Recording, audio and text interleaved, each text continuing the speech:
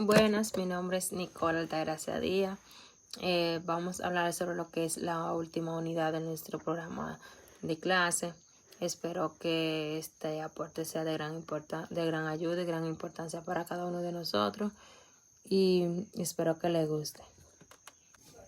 Definición de procedimiento de distribución.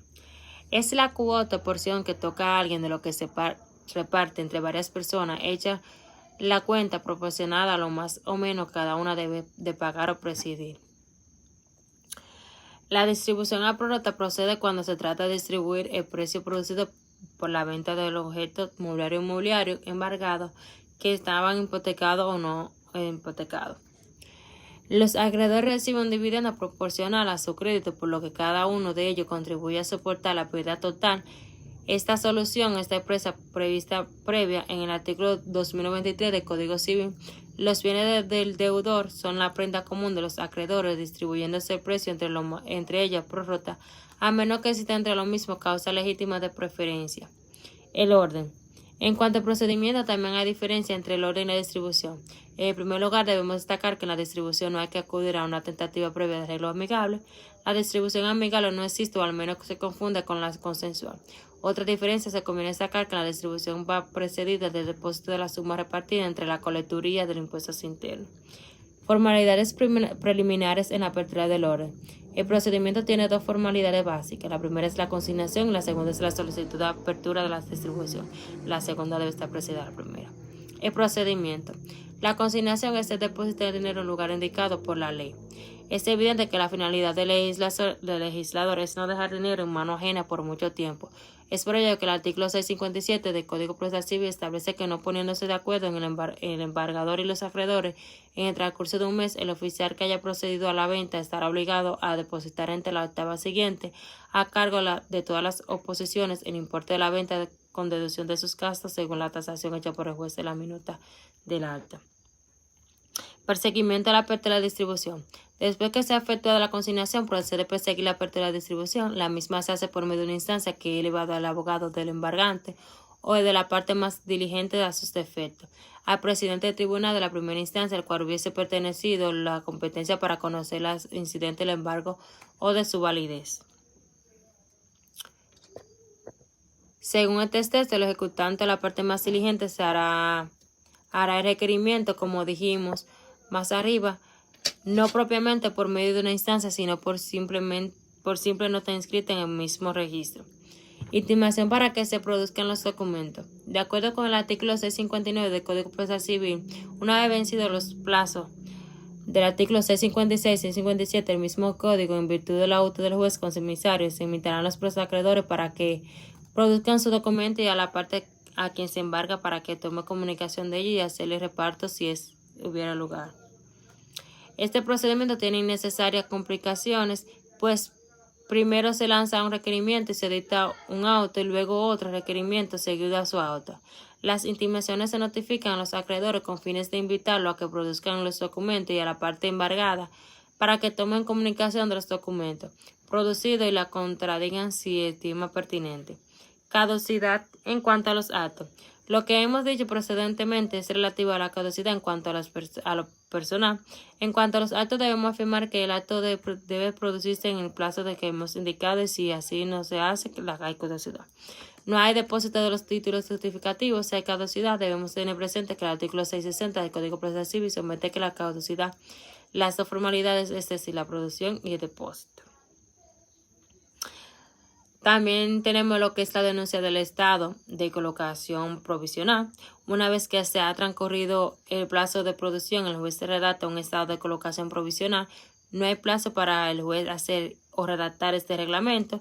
Terminado el estado de colocación, el perseguiente debe hacerlo del conocimiento de los acreedores que han producido, así como el embargado. Esto se hace por medio de los actos del abogado o notificación a persona o domicilio. La denuncia se hace correr al plazo de 15 días, dentro del cual debe notificar los repartos desde conformidad al artículo 663 del Código Procesal Civil. La contestación. El plazo para establecer las contestaciones de 15 días y se comienza a contar a partir de la denuncia. Puede hacerse contestación a todos los que tienen interés en criticar el estado de colocación provisional redactado por el juez, es decir, los acreedores que hayan sido o no colocados sus propios acreedores en virtud del artículo 1166 del Código Civil, la parte embargada. También en cuanto a las contestaciones se producen después del plazo de los 15 días, hay caducidad de pleno derecho, no es necesario ni nueva intimación ni sentencia, de conformidad a lo que establece el artículo 664 del Código Procesal Civil, cuyo texto es el siguiente: si los acreedores y las partes embargadas no tomaron comunicación durante ese término en manos del juez comisario, quedará excluido sin necesidad de nueva intimación ni sentencia y no se hará reparto alguno si ya hubiese formalidad. Forma y efecto de la contestación. Al igual que en materia del orden judicial, las contestaciones se hacen por medio de una declaración hecha en secretaria por el abogado de contestare y el cual se consignará sobre el proceso verbal de la distribución. La ley no ha fijado ningún plazo dentro del cual se debe hacer esta remisión del tribunal ni que obligue a fijar el día de la audiencia. Desde luego se debe esperar la expiración del plazo de las contestaciones. El envío se hace por medio de ordenanza de dictar el juez escrito a pie del proceso verbal de la distribución. Cada uno de los interesados puede incautar su contestación por medio de este modo. Procedimiento de la contestación. De conformidad con el artículo 667 del Código Procesal Civil, el acreedor que promueve el litigio, aquel contra quien se inicie la parte embargante o el abogado más antiguo de los oponentes, figurarán únicamente en la causa, sin que se pueda llamar al actor en calidad de tal. Por lo tanto, si como consecuencia de esta contestación se admite un acreedor privilegiado o uno ordinario, todos los demás sufren el contragolpe de esta omisión. Cuando se trata del orden judicial, hay acreedores que pueden ser completamente desinteresados, como son los anteriores a la colocación contestada, pero semejantes situaciones no existen en la distribución, sino para los acreedores privilegiados. Procedimiento de la audiencia.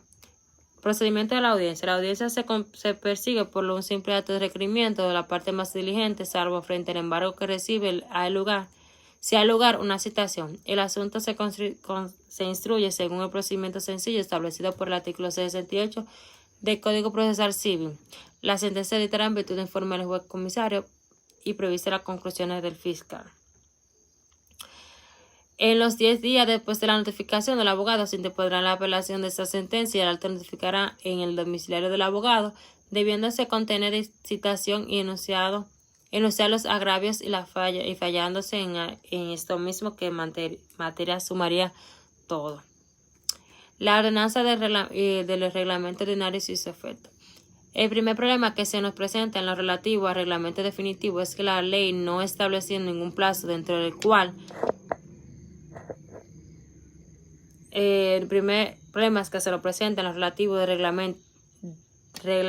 reglamento definitivo es que la ley no ha establecido ningún plazo dentro del cual se debe confeccionar tanto el código organizar la denuncia de este reglamento definitivo o las partes interesadas.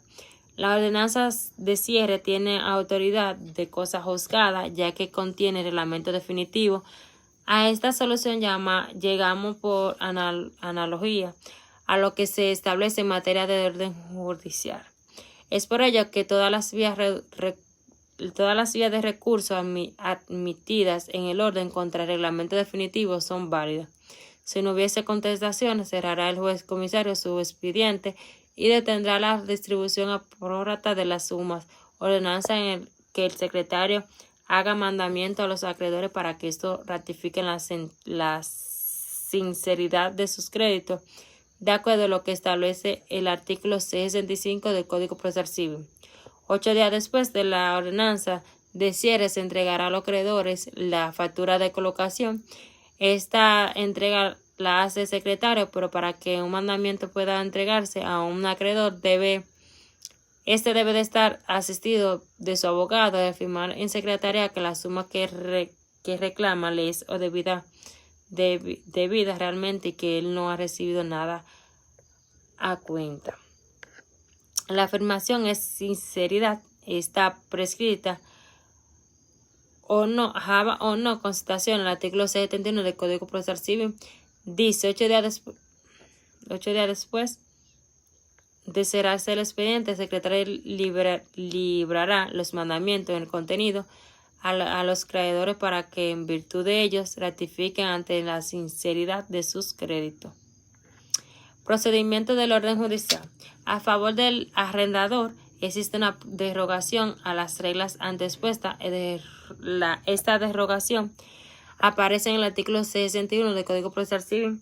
El mismo acto contendrá la demanda para obtener privilegios. Sin embargo, podrá el propietario citar un referimiento ante el juez comisario, el embargado y al abogado más antiguo para hacer que se falle preliminarmente acerca de su privilegio derivado de alquileres que se le adeudan.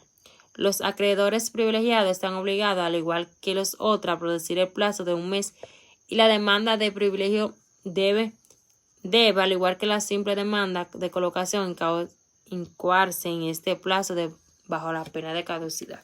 Hasta aquí es mi exposición. Espero que les haya gustado y que hayan entendido esta parte.